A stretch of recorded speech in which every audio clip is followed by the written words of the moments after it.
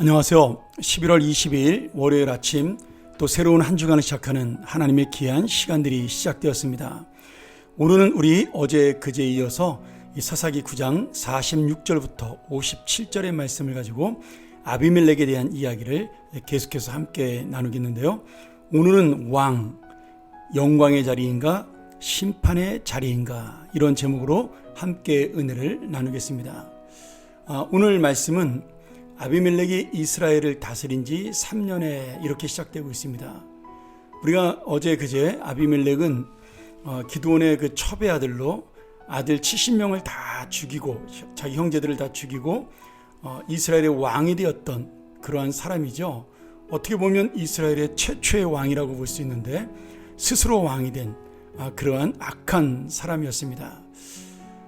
그의 이름의 뜻이 한 번 더 이야기하겠지만 나의 아버지가 왕이다 이렇게 말씀하고 있는데요. 그는 자신의 아버지인 기드온이 왕이라는 그러한 사실을 생각하면서 자기 자신이 왕이 되어야 한다고 생각했던, 하나님의 뜻을 생각하지 않고 인간의 욕망으로 사로잡혔던 사람이었습니다. 그렇게 왕이 된 다음에 아비멜렉이 이스라엘 다스린 지 3년이 되었을 때 그를 도와서 함께 이스라엘의 반역을 일으켰던 세겜 족속과 사이가 벌어지게 됩니다.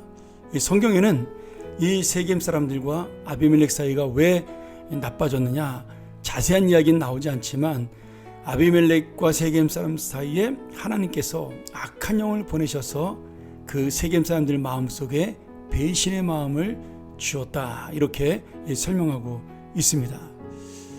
오늘 이 말씀을 바라보면서 하나님께서는 반드시 우리가 저지른 악에 대하여 또 죄에 대하여 심판하시고 그리고 하나님의 뜻을 이루신다라는 모습을 우리가 분명히 볼 수 있는데요.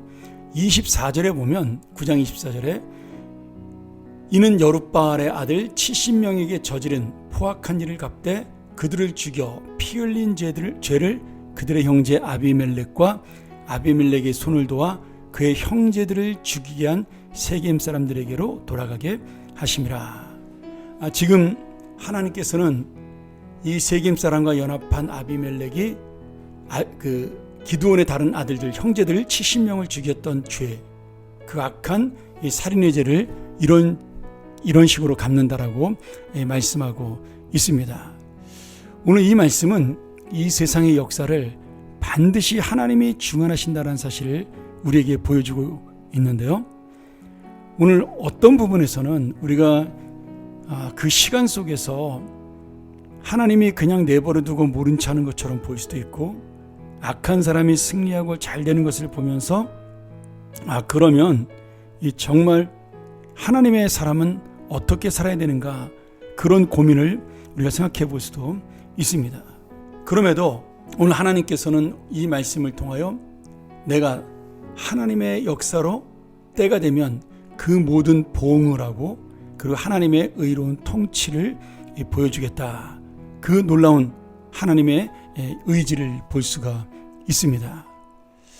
오늘 그러면 이 아비멜렉은 자신이 원해서 왕이 되었는데 그 왕이 된 것이 과연 그에게 영광의 자리였나, 축복의 자리였나, 아니면 심판의 자리요 그리고 어떻게 보면 저주의 자리였나, 우리가 볼 수가 있는 거죠. 왕이 되었다는 사실 자체가 심판이다 아니면 영광이다 그런 것을 말씀하는 것이 아니라 그가 왕이 되려고 했던 목적이 중요합니다. 이 아비멜렉은 자신이 왕이 됨으로 하나님 대신 이스라엘 다스리려는 욕망이 있었습니다. 그리고 그 욕망을 채우기 위하여 수단 방법을 가리지 않는 악한 죄를 저지르게 된 거죠.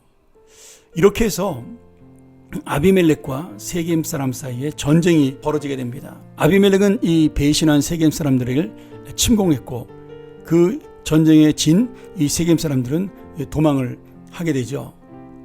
그리고 세겜성을 점령한 아비멜렉이 끝까지 이 세겜성보다 작은 성읍인 데베스로 도망했던 세겜 사람들을 쫓아가서 죽이려고 합니다.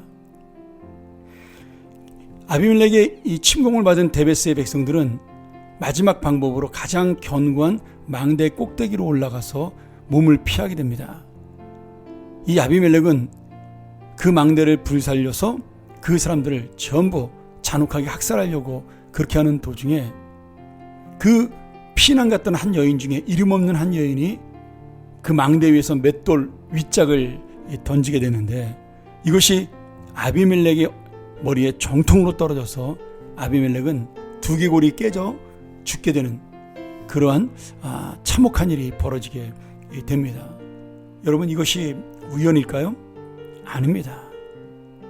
하나님의 의로운 심판이 이루어진 것이죠. 지금 전쟁을 승리의 목전에서 자신이 이제 완벽한 권력을 차지할 수 있는 그러한 자리에까지 왔는데 용사가 전쟁에서 장군에게나 다른 적군의 용사에게 죽는 것이 아니라 이름도 없는 여인의 무기도 아닌 맷돌짝에 맞아 죽었다는 사실은 이 아비멜렉에게는 엄청난 수치요 부끄러움이 된 것입니다. 결국 그는 자신의 무기를 잡았던 소년에게 내가 여자의 손에 죽는 것보다는 너의 손에 죽는 것이 낫겠다라고 자기를 칼에 찌르라고 부탁을 해서 그 전쟁에서 비참한 치욕을 맞이하게 됩니다. 결국 이 말씀을 바라보면서 아비멜렉도 망하고 세겜 사람도 망하는 이 죄에 대한 하나님의 심판을 분명하게 보여주고 있습니다.